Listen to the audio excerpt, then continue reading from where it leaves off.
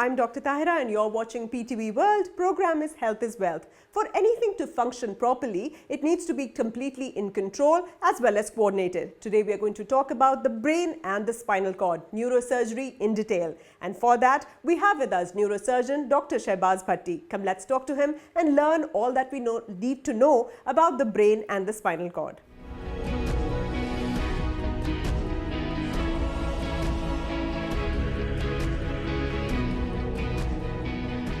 Welcome to yet another episode of Health is Wealth, and today we are present with neurosurgeon Dr. Shahbaz Bhatti.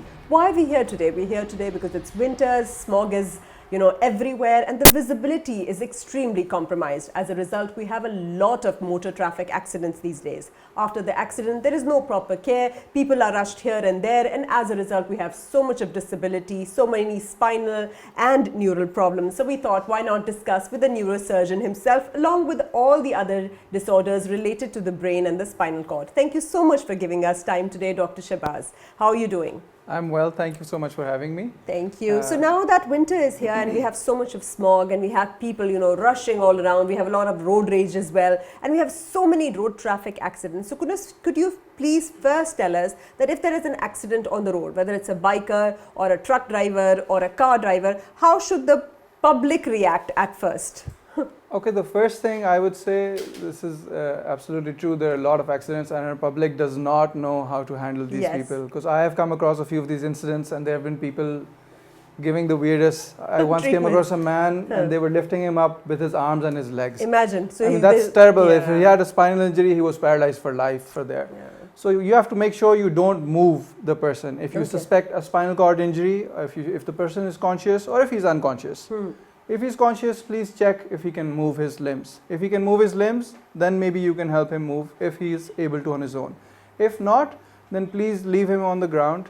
The best you can do is turn the patient over on the right side, on the left side, and call for help. Call the professionals. You need spinal board to move people with spinal injuries. So when we talk about spinal board, if the spinal board is not available, so do we need just any plain plank that we can place under them and then lift it with a plank instead of people lifting them with the arms and feet and damaging them or twisting and turning their neck? Well, the thing is you need to have trained people to do that as well. Yeah. It can't be something. Just don't move them. Just don't move them. I mean, obviously, if they're in harm's way or if they're in the middle of the road, then moving them is prudent.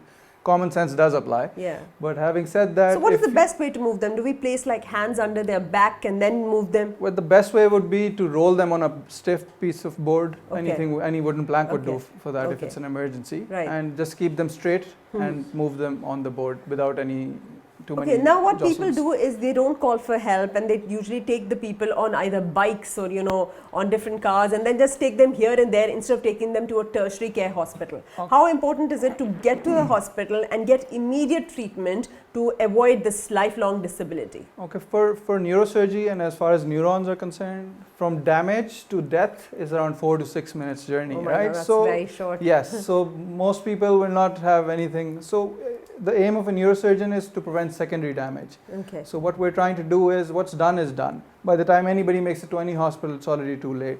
So what we can do is we can prevent basically the injury from spreading and we can stop the damage from getting worse.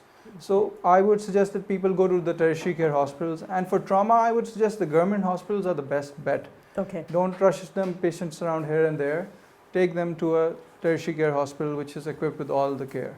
Okay, so when we talk about neurosurgery and you said it has to be very immediate, people tend to keep delaying the surgery as well. Once they come and they say no, we'll take them to a manual fixator first and we'll then take them to somewhere else because he fixes it very well. Can you stress on the importance of the spinal cord and how it should not go into wrong hands?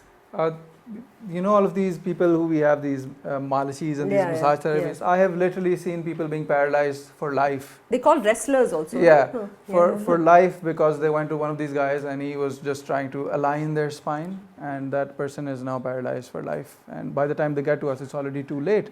So this is something very important that people need to understand, that when they come to us and we tell them to get a surgery, they run away. This is a Pakistani approach that, oh my God, this surgeon is after us for whatever reason, I don't know why. And so they want to go to everybody else and surgery should be the last resort.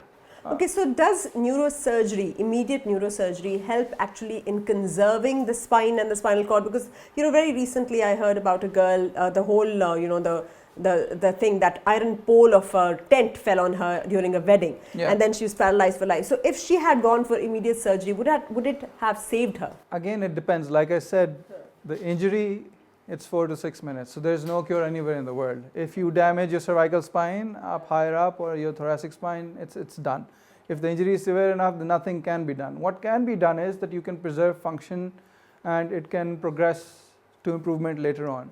For example, I took a bullet out of this young chap's neck around 5 years ago. Yeah. He was completely paralyzed. He could only move one arm. Right. He reached out to me a month ago and he can now walk with support. So if what is it that helped him? Just the neurosurgery, or is there like physiotherapy and continuous occupational intervention after that? It's a mix of all things. The first thing, the smart decision he made was to come to us for the treatment. He didn't roam around, they didn't do all the stupid thing. They were smart enough, they're educated. They came straight forward to us. Right.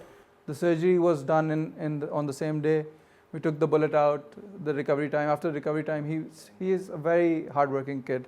And he really did amazing. So that's physiotherapy really nice. After that is a big helpful. factor, yes. When we talk about all these different interventions, we have a lot of people called chiropractors and people who are working for alignment of the spine, and they're doing some kind of tractions in their clinic. And there's still others who are, really making money these days with different kind of devices which they claim to straighten the spine. Is that true?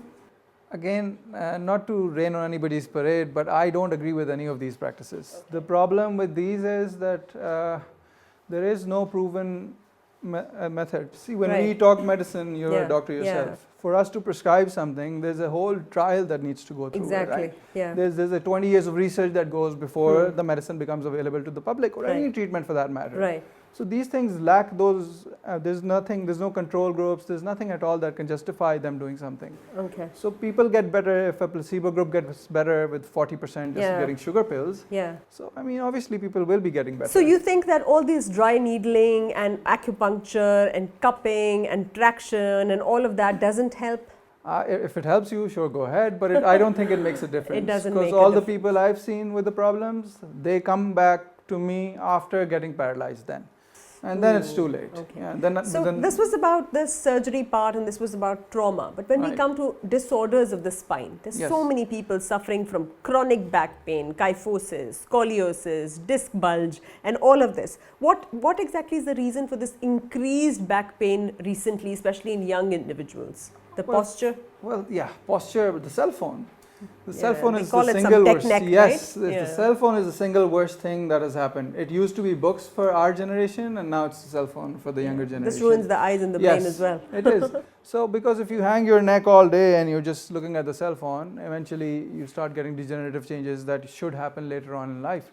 So a lot of people and children are coming with us with lots of problems that should not be happening in young people. Like I've been doing a lot of disc surgeries for 35 years old and 36 years old, which is very strange. Okay. Usually, so how does a disc compression or a disc bulge, how is it different from each other, number one, and how does it present? Okay, so a disc is basically sort of a cushion that's between two vertebrae. Those are the bony bodies of your spine.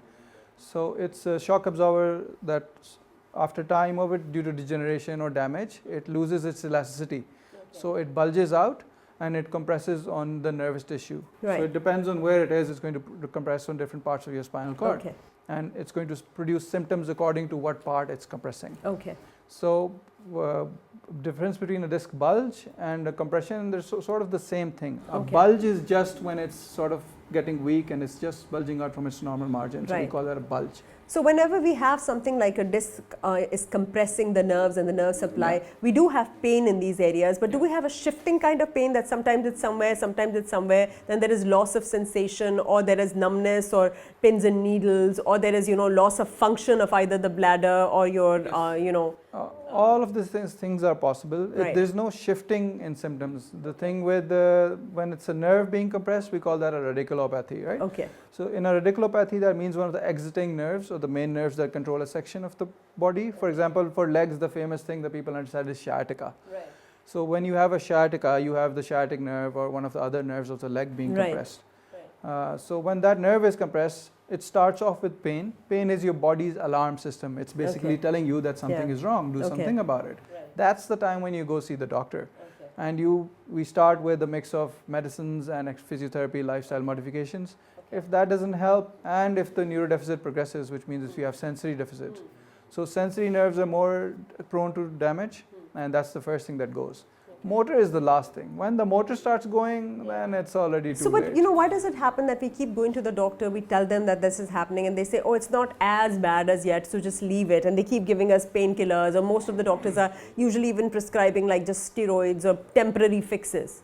I don't believe in prescribing steroids at all for this. There is no proven benefit. There has been no mortality or morbidity benefit. So why do people not go for surgery? Why is this surgery not operated? Again, this surgery is not straightforward. The thing with back surgery is that there is around 4 to 8% people who will not benefit from surgery regardless of what you do.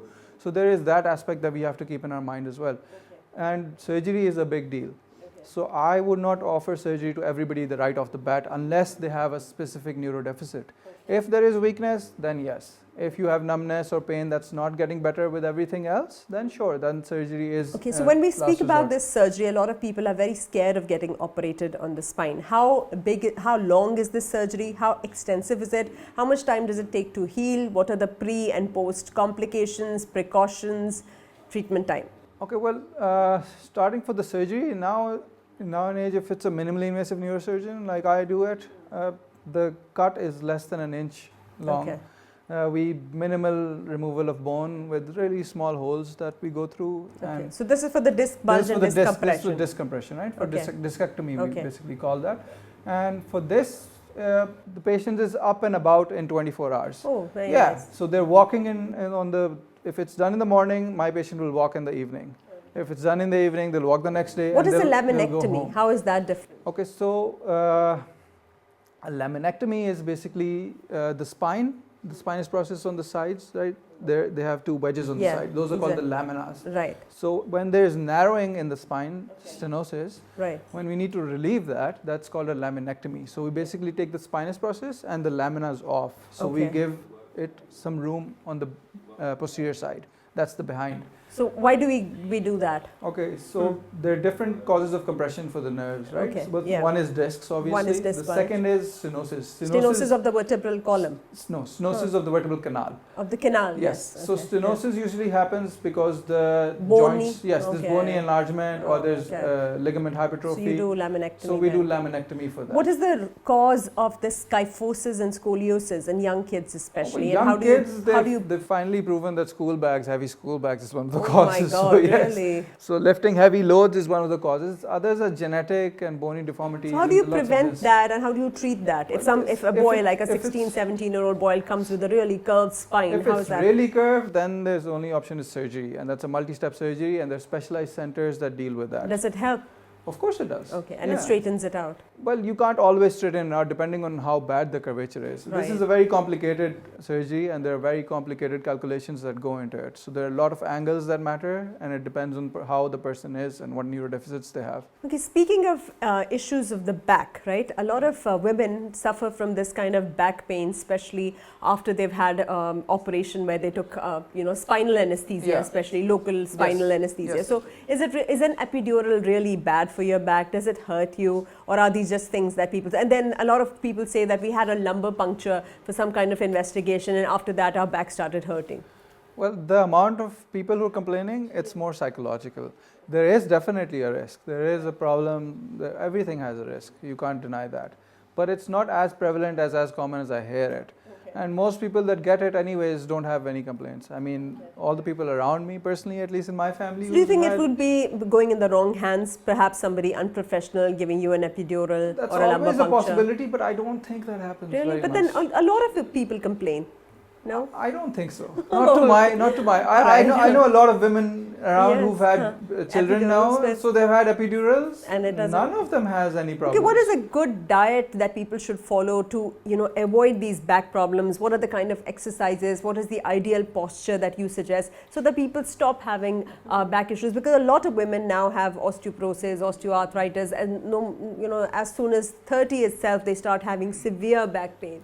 Okay, so one thing that came to light, I used to be in research before I moved to neurosurgery. So one thing we figured out that around 20-25% of people in Pakistan are resistant to vitamin D formation. Yeah. So the sunlight does not basically form cholecalciferol. Exactly. So that's why you have to make sure you're not deficit of vitamin D. And even if we're not, we don't get enough sun exposure. Exactly. So we're always indoors, or we have our skin covered, so we lack vitamin D. That's one of the main causes of a lot of these pains. As far as diet goes, a balanced diet is what you need. The typical Pakistani diet of a roti and a paratha every day, that's too carbs, much. People need to understand those are carbs, that's sugar. For people, that's only especially energy. that's something I can't even explain to diabetics, you know, they start fighting with me. That's the concept here of they're like, if diet. we don't eat roti, we haven't had food, you know, you can't do anything about that. But people need to understand that is a lot of energy going in. Yeah, so we need vitamins, minerals. So fresh vegetables, fruits are fine, everything in small quantities is what. An active lifestyle is encouraged. You need to manage around 6,000 steps a day at least for a 70-75 kg person. And then your posture needs to be straight. So when you sit, you don't sit crooked, don't sit like crouch, this, don't drive with the seat laid back too much. A few things that you can change. And you know, especially people who are sitting on the computer the whole day, or sitting in the offices, or drivers, what do you suggest to them? Should they be doing like regular exercises? If you can add an ergonomic chair with your height suggested, so your elbows need to be at right angles. The screen needs to be straight up, so you don't need to be looking down or looking up to look at the screen. So there's a new trend of standing desks. And so you keep moving them up and down, right? So those are helpful, those are better. Other than that, after every hour, take a 5 minutes break, take a walk around the office, do some stretches, you know, do your How good are sports like swimming and those are wonderful. And swimming is the best. Swimming is wonderful at everything. So and these, you know, they say these hydro exercises underwater, do they help? I have no personal experience with them. Okay, I've heard about it, but I don't know anybody who's ever done that. So let's talk about carpal tunnel syndrome. A lot of people have that since they're using the you know, so how does that present, and what is the way to go about it? So the carpal tunnel is a passage, it's a tunnel here on your wrist where the median nerve passes. So your median nerves controls the first three, your thumb and the first two fingers of your hand. So what it presents with is pain worsening on moment or at night, with tingling in the first 3 digits. And there's wasting of these muscles. So if it's bad enough, then you have wasting. If there's wasting, then it's already too late. It's already too late. But so you need to get it fixed at the right time. Again, it depends. Sometimes splints, some hot compresses, some analgesics, lifestyle modification. You know, things can help in the beginning if you catch it on early.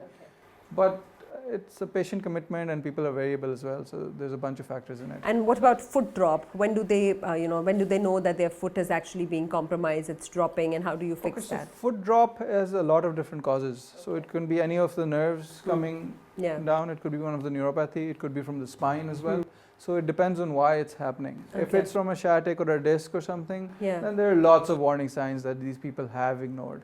So it's not going to happen right out of the blue. What are those warning signs? Like pain in the leg, pain radiating down your legs, you have numbness, tingling, lots of these things would be happening. So if you're going to be ignoring those, and I'm sure the pain is severe enough that these people do visit doctors. Because I get these very regularly. And when you tell them you need surgery, then they disappear, because obviously, you know, we're scared of surgery because people think that the surgery is what's going to make you debilitated, although it's the other way around. It's the other way around. So they come for surgery when they're already paralyzed, then there's nothing we can do. So you are suggesting that whatever they have, if somebody has pain or loss of sensation or do they have extra sensations as well in cases? Very rarely. Very rarely. Or they have loss of any sort of motor function or weakness, they need to go for surgery immediately. Not for pain. I don't particularly encourage surgery just for pain. But it varies patient to patient. But if there's a motor deficit, then definitely, then do not delay surgery, because when the motor deficit starts, it's already too late. So when we talk about motor deficit, we just don't have the problems, you know, lifting our leg or lifting our hands. People have a lot of bladder control problems at times. People have a lot of problems during their sexual performance and all of that. So how do those symptoms also point towards a possible, compromised spine or nerves? They will not present alone. Since if they're presenting with the back pain with sciatica or leg pain along with it, and that's when the bladder symptoms and sexual dysfunction started, then yes, then that's part of that set. So it has to be a constellation. Okay. If it's just a lone bladder problem, then So it's that's another unlikely. thing? It's then Okay, so it's that's not a unlikely. it's fine. neurogenic cause. Then neurogenic is still different. Okay, It so might it's be not- neurogenic, but but it's it not won't be a related to- spinal cord. It won't be a neurosurgical problem, right? Okay, yeah. So when we talk about tumors, how does a typical brain tumor present? Because a lot of people think it's just, all of a sudden somebody started having a headache that's really, really excruciating pain, a loss of vision or balance or something. So what are the symptoms of a Okay, typical brain tumor and the sudden- investigation? tumors are slow and insidious mostly. Right. Headaches is one of the problems, and headaches, nausea, vomiting are one of the most common symptoms that produce with tumors. Now, you have to understand that the brain controls everything in your body. Right. So the tumor will present with wherever the whatever part of the brain it's affecting. So let's say if it's near the ear, then you will lose your hearing first. Right. If it's in your olfactory area, you lose your sense of smell. Right. If it's where your personality lies, you lose your personality. The along with frontal your, lobe? yes, the frontal lobe, excellent. And if it's in your motor strip, then you'll have weakness on one side. So there are lots of things. It depends on where the tumor is. So symptoms can be varied. There's no one set of answers that I can give you. So how important is early detection in tumors? Extremely. How much is the rate of prognosis for people who get operated for these brain tumors? Has it spread to other areas? Can you be cured completely of brain tumors? And what is gamma knife surgery? Okay, so for most tumors, it is excellent prognosis. Okay, especially meningiomas, even huge ones.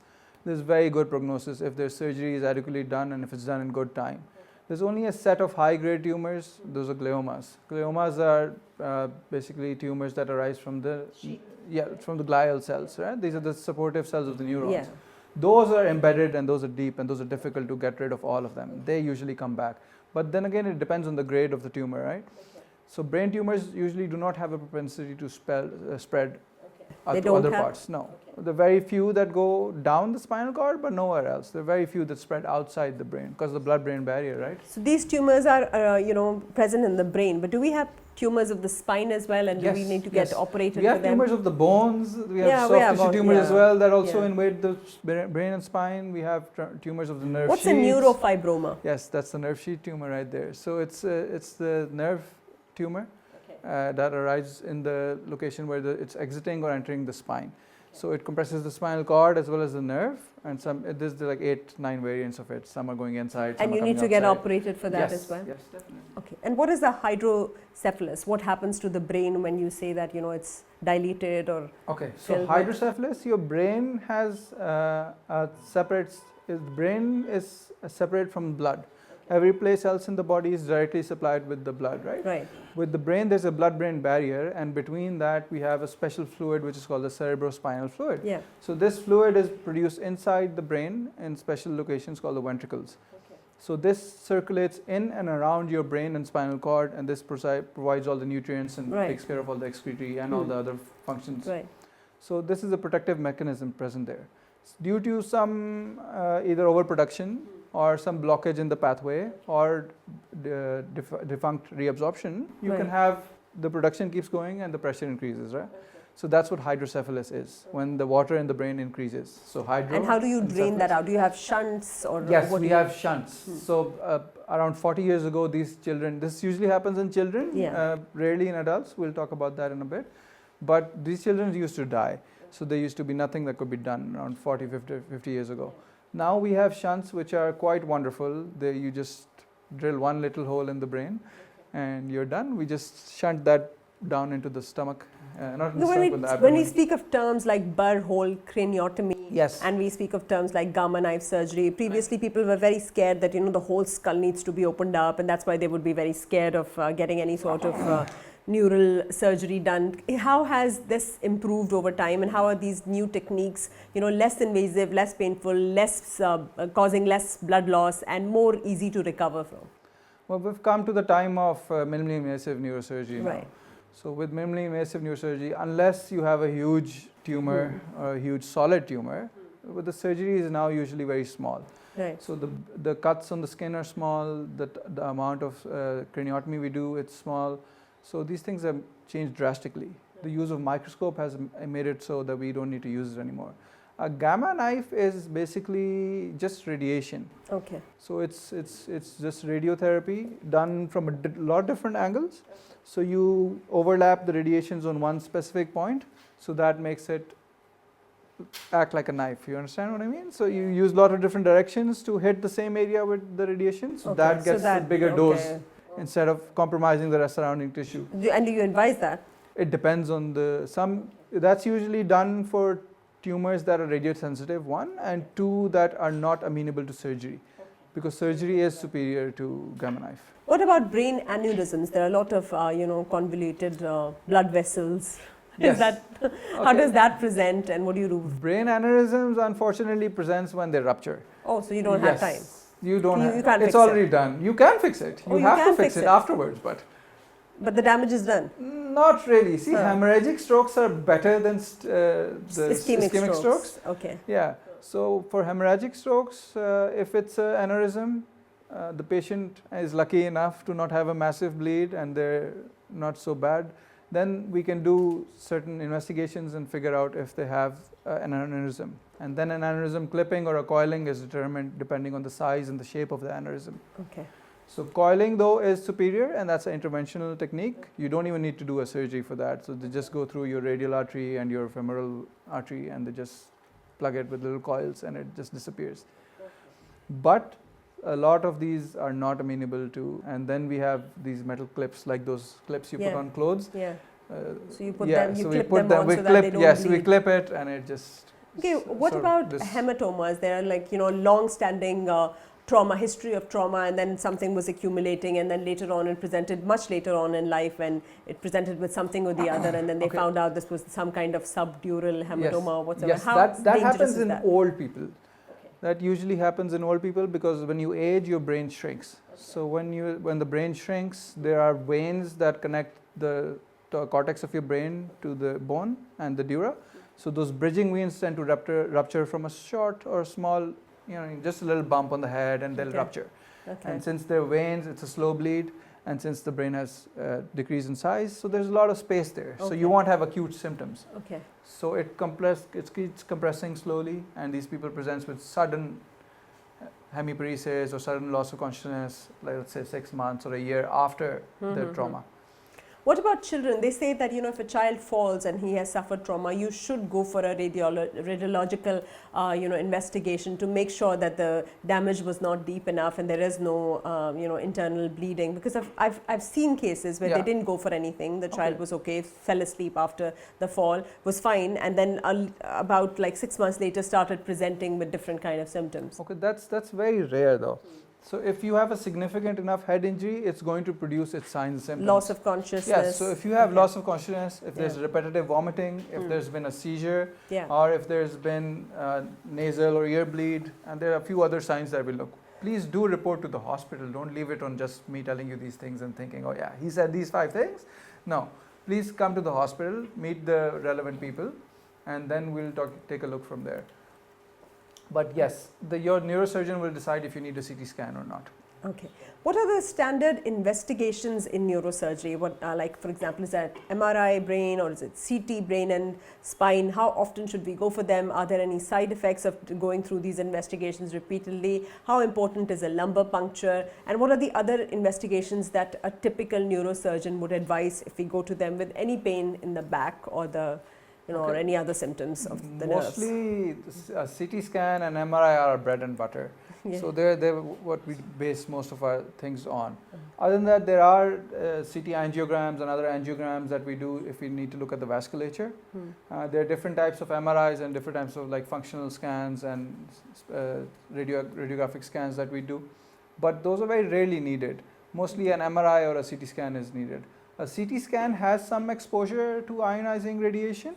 But again, having said so, you have to always make sure the risks and the benefits need to outweigh the risks. All right. So this is all about neurosurgery, but does neurosurgery help in other neurological conditions as well? For example, like epilepsy or Parkinson's or Alzheimer's. Is there any sort of surgery that might help these people? Yes, this is a relatively new branch of neurosurgery. It's called functional neurosurgery. Okay. So for certain type of intractable epilepsy, there are certain surgeries in which we cut out the dysfunctioning part of the brain. That's very nice. So you and cut out the it is epileptic possible in focus. young children as well?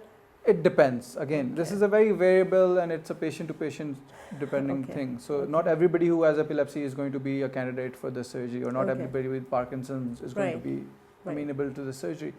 But for the people that are, it's almost a godsend. Okay, that's fine. What about neural tube defects in children that are born with, you know, an encephalocele and hydrocele and all of that? How do you, and that when it doesn't fuse the spine and all of that? Okay, so around the 26th, 28th day inside the mother's tummy, the neural tube forms by two folds of the neural crest cells, right? So if that failure of closure of that neuropore happens, you get a meningomyocele or a meningocele, which happens on the lower section, or if it's up in the head, you get an encephalocele, right? So this is, now again, it depends on what the contents of the encephalocele or the meningocele is. But it's curable by a neurosurgeon at the early stage? Mostly. Encephaloceles are harder to treat. If they have a lot of brain, then obviously you can't put it in because there's no place to go. The brain matter that's there sometimes need to be resected, and that has lasting damaging effects. But it depends. There's a lot of reconstruction has also come a long way. So we do a lot of reconstructive surgery. And how important is folic acid for the mother during this time? Extremely important. It's almost. So we spoke about vitamin D, and now let's stress on folic acid as well. I was talking to somebody the other day, and I am a pediatric neurosurgeon as well. So I go to a children's hospital, and somebody was asking me, you don't see a lot of these things. And I said, it's unfortunately because the people who they don't survive. No, the people who have money get to the doctors quicker, and so they put on folic acid. So these are virtually non-existent. In that like class, in the past 5 years, maybe I've done 2 meningoceles, as opposed to when I was in the government sector, and it was every day. Oh no, it was less for 3-4 months. You couldn't get a time on the slot. That's how. And do they improve? Oh yeah, they do. Some do. If they're born with paralysis, then no. But if they're not, then yes, obviously. I mean, having a big lump on your back, which is prone to rupture any time. It's a great thing. So what advice would you give to all your patients and everybody who is viewing this program regarding good neural and neurosurgical health in what should their lifestyle be? I'd say be kind to your back, because they say there are only 2 kinds of people in the world: one who have a backache and one who are going to get a backache. So be kind to your back before So how important is the mattress, or how important is the chair you sit on? It depends on how long you're using a mattress. Definitely, very much so. The old concept of sleeping on hard floors and hard boards is not really correct. Yes, and I'm not really sold on these orthopedic mattresses and such as well. I don't think they really serve any purpose other than making money for the companies. You need a 6 to 8 inch foam mattress, which is not too lumpy. It's good enough. So we spoke about lumbar, diseases and the lumbar spine. What would you like to say about the cervical spine, and how is the cervical spine, and these conditions like spondylosis and all of that, and people, we see a lot of people with these problems lately. So how do we go about that, about the cervical spine, its diseases, its injuries, everything? Well, the cervical disc diseases are a lot more dangerous than the lumbar spine. You have your spinal cord present in the cervical spine, whereas in the lumbar spine, the cervical cord, the spinal cord has already ended. So the patients usually present with weakness in all of their limbs, so it can lead to quadriplegia. So again, and then the approach to cervical discs are anterior. For lumbar disc, we can go from the back, but since the spinal cord is present, we can't do messing around from the posterior, from the back. So these cuts need to be on the front side. And so they're not operated from the front. No, they're operated from the front. And you have to replace the disc that you take out as well. So it needs to have an implant going in as well. So it's different. It's very different from a lumbar disc. So there are prostheses involved in the spine as well? Yes, a lot of them actually. So we have artificial cervical discs. We have cages if we remove the entire body. Depending on what we're going for. There are plates with screws for fixation. There are others just screws with pedicle screws for spinal trauma, which we put in, or if it's so what about unstable this collar? spine. Do you suggest this collar that people are usually Not, wearing? Should not you be everybody. using If it? it's advised by a doctor, yeah, then there's Then a good it's good. reason for it. Yes. And what about people who exercise a lot or go to the gym? Should they be using like truss or belt for their back? Yes, just while they're exercising. So just while they're just lifting while they're or something? lifting. Yes. And is heavy lifting actually good for the back? The kind of heavy lifts young boys are No. so obsessed with doing. No. So why are they doing it? Misinformation, I guess. Misinformation. So it's bad for you. It's bad for What you. about kickboxing and all of that? That's fine. bad for you. Everything needs to be done. Look, you need to have a proper trainer for things. Okay. You can't just jump in a ring and just start doing these things. That's something people need to understand. If you know your proper form and technique, then sure, go ahead, do whatever you want. Right. But learn the proper technique. How bad are heels for the back? My wife is going to kill me for this. How bad are they? I mean, they're okay. If you don't have a problem and you know how to walk in them, sure, they're good enough. You can Really? learn. Yes. Hey, oh, thank Not God. a problem. But Okay. if you have back problems and if you have back pain, then they're anathema for you. Do not wear them. Okay. Yes. So it's okay to wear them. It's okay to wear them. okay Yes. to wear Yes. Don't wear the That's- 4 and 6 inches ones So there all is no day, heel every that's day. not 4 and 6 inches. So when we speak about myths, so you when don't we have to always have Louboutins and whatnot, No, we do. So when we speak about myths regarding this, there are a lot of magnetic therapy in the market these days, and things called cold laser, where they say we are giving you a very mild radiation or controlled contraction, and they're selling like hotcakes Of course everywhere. they're selling because placebo cures 40%. 40% is a huge number. It's just fake. Everything so how does is 40% cure? How does placebo cure you? Like so the placebo is basically the ability of the body healing on its own. Oh, okay. Yeah, your So body it doesn't is work. amazing. There's no proof of it, is there? Yeah. These are And all then there are just a lot of people marketing, stem cells for this, and they're doing PRP for this. Does that help? Does no, PRP not for the help? spinal cord at No, least. no, right? I don't It even doesn't. think it helps with the hair though. No, I don't think it helps with anything, to be Yeah. honest. But I've heard a lot of people, Yeah, sell it as I a know very they have interesting people have been gimmick. selling this. Yes. And yeah, they've been selling it quite a lot, Yes. and they're selling a lot of other things There's as a well. lot that of these are- ozone that was going around Yes, a little while ago. ozone, Ozone therapy oxygen for therapy. your discs. Yeah. There are now proper studies completely disproving that. When we speak about the sacral spine, now let's come to the sacral spine, and there are a lot of people who have problems with their hip as well, and innervation of their hip, and then hip pain. So is that related to the spine as well? Very rarely, because Okay. most of the nerves have already exited before that. The ones supplying your hip joints have already exited. Okay. So they are the lumbosacral plexus, but usually higher up. The sacrum usually supplies your perianal and anal Okay. area. So the spinonidal sinus and all does not have a Spinal role with that, sinuses right?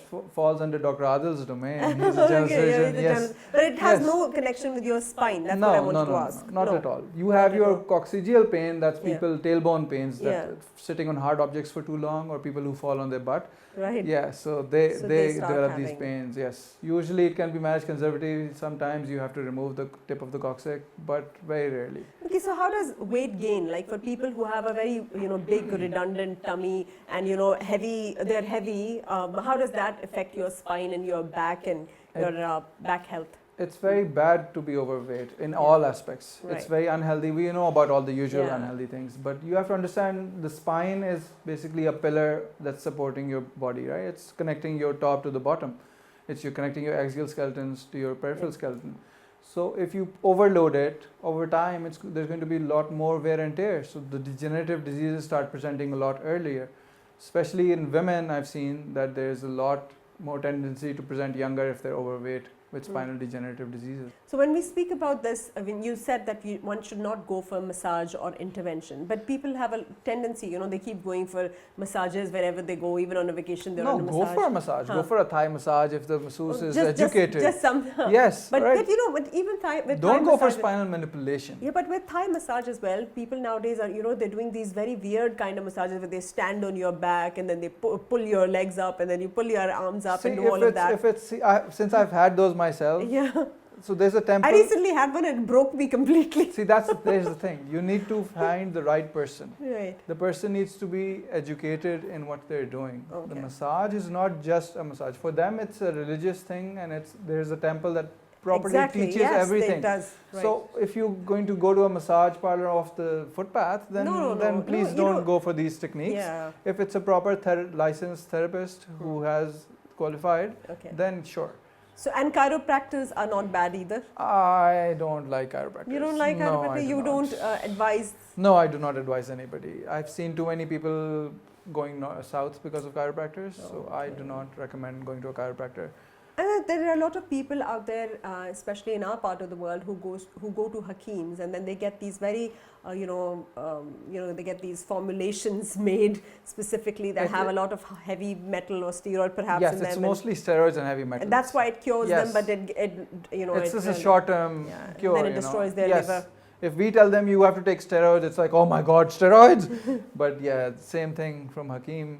In a brown bag, it's acceptable for some reason. They don't know what is there in the bag, right? Yes, so it's a faith thing, it's a cultural thing. I think we need to move past these things. Okay. That's the point of education, that you can... So we spoke about vitamin D and folic acid. How important are omega-3 fatty acids for your brain health? They say vitamin E and omega-3s are really good for brain health. And yes, you need to they are, but they are needed in very little quantities. You have to understand. There are two important fatty acids which are essential that we've just now figured out.